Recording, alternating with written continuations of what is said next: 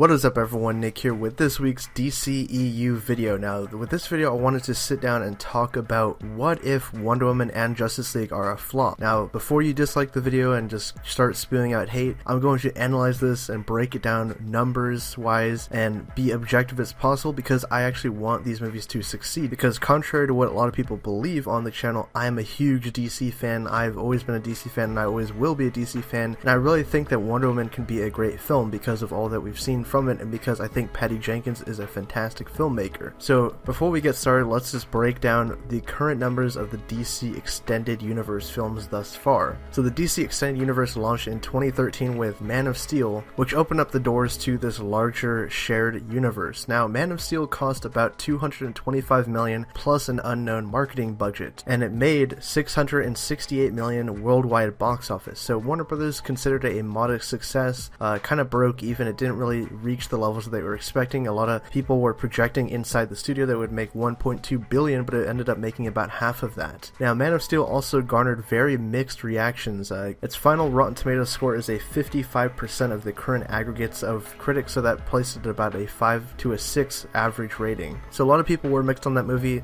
Personally, I think it's actually a pretty decent movie. It's not terrible. It's certainly not a 55%, and I think it's actually probably the most solid of the DC movies so far. Now next up on the list we had the hotly anticipated Batman v Superman. This movie was anticipated basically for everyone's entire lives. I mean, we always wanted to see Batman and Superman on the silver screen together, and the fact that they included Wonder Woman in this movie, we got cameos from the Justice League, they had the Doomsday storyline, Lex Luthor was involved. It was just jam-packed with stuff, and obviously it had a lot of expectations to meet. So Batman v Superman's production budget with marketing and everything cost around $410 million, and Batman v Superman's box office total worldwide run was $872 million. So Warner Brothers barely broke even on this movie, and even though a lot of people were expecting just off name value alone of Batman and Superman that this movie would easily make $1 billion, $1.5 billion, or even hit that $2 billion mark just off of the world's greatest heroes in a film together. So obviously Batman v Superman also shared an equally critical reaction that Man of Steel had, a very mixed reaction. I think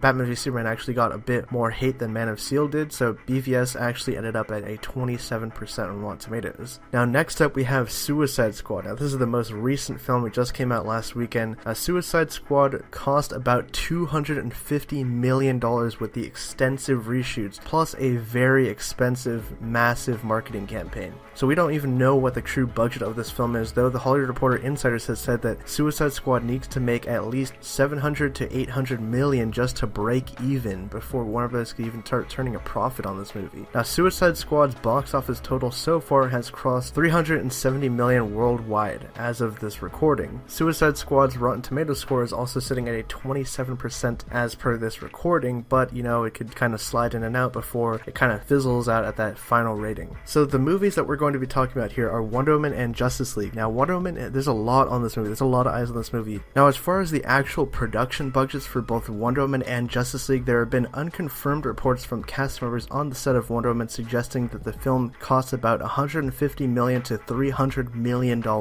Now Justice League's budget is rumored to be shooting past $250 million per insider sources. So these are really big numbers that Warner Brothers really has to factor into how they market these films and how they hope that these films will succeed, and kind of editing them because of how they did Suicide Squad, trying to make more money off that, making it a more lighthearted film. So you have to take these things into account. We have to look at what's going to happen with the film. Now, Wonder Woman and Justice League, the best case scenarios is that both of these movies make money and they're critically well received. That's the best case scenario for Warner Brothers. That means the DC universe can keep going and Geoff Johns' vision will become more paramount going forward. Now, a decent response could be if it makes a lot of money, but it doesn't really get that critical reception that it's looking for. Now, Warner Brothers can look at this and say, okay, we can keep making movies, but we got to kind of improve things here and there so we can hit that critical point. Now, another good scenario, but might not be financially good, is if it doesn't make that much money, but it actually gets a very good critical score. There's a lot of good word of mouth, so people actually go see it. Then that's a good win for Warner Brothers. Now, the worst case scenario is if it doesn't make money and it gets a bad critical reception, kind of like how Batman v Superman turned out. Now, Batman v Superman didn't reach expectations. It didn't cross $1 billion off Batman and Superman's names alone, and it got a bad critical score. So that's just a bad look all around for Warner Brothers. Now, Wonder Woman has to hit that perfect mark of blowing it out of the box office, and it also has to hit that critical mark where people say this is a great film up to the standards of The Dark Knight and such other great comic book films. Now, Justice League is the last chance I believe that Zack Snyder has at Warner Brothers because he's had misfires. I mean, with Man of Steel, it's a decent movie, but it didn't make the money Warner Brothers was expecting it to make. Batman v Superman, it got critically panned and it did not meet the money that Warner Brothers was expecting from it. It didn't even meet the money that a lot of people were expecting from it. People were expecting a Batman, Superman, and Wonder Woman film to make easily $1 billion,